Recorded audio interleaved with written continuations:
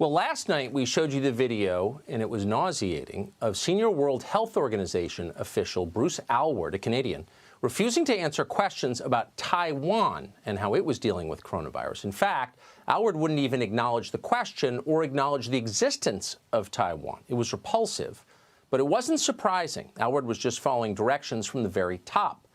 Tedros Adhanom, he's the Director General of the World Health Organization, got his job with Chinese support after he covered up cholera outbreaks in his home country, a perfect man to lead the World Health Organization. And he has subsequently set the standard for corruption there. Here he is in January. Watch this.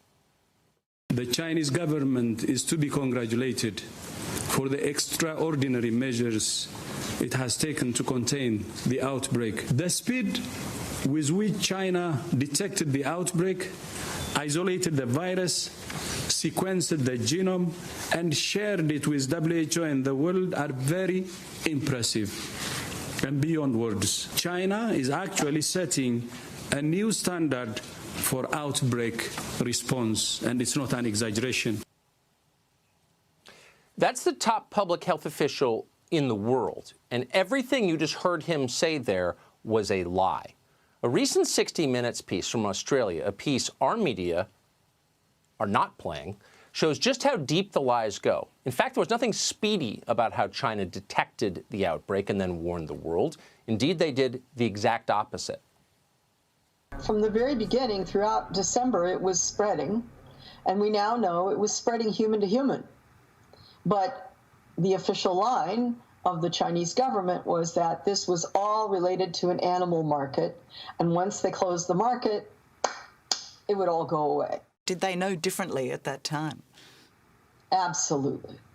Because they were seeing cases coming into the hospitals that had nothing whatsoever to do with that animal market. So the World Health Organization's leadership tells you that China, quote, set the standard for the outbreak to the response. Apparently that standard includes disappearing doctors who tell the truth about it. As China now tries to rewrite history and claim it was transparent all along, a final nail in the coffin of their lie. Just 2 weeks ago, the head of emergency at Wuhan Central Hospital, Dr. Ai Fen, also went public, saying authorities had stopped her and her colleagues from warning the world. She has now disappeared, whereabouts unknown. Again, why is it left to Australian media to produce a piece like this? The truth is, as 60 Minutes Australia explains, instead of worrying about these developments, in early February, the director of the World Health Organization was still lecturing the public that using terms like Wuhan virus was racist. Having a name matters to prevent the use of other names that can be inaccurate or stigmatizing. You might think that a World Health Organization, a group that got 58 million of your tax dollars last year, might care that a government arrests doctors and lies about deadly new diseases, but no. Like so many other organizations, they are lapdogs for the powerful, and that means their real job is sucking up to the Chinese government.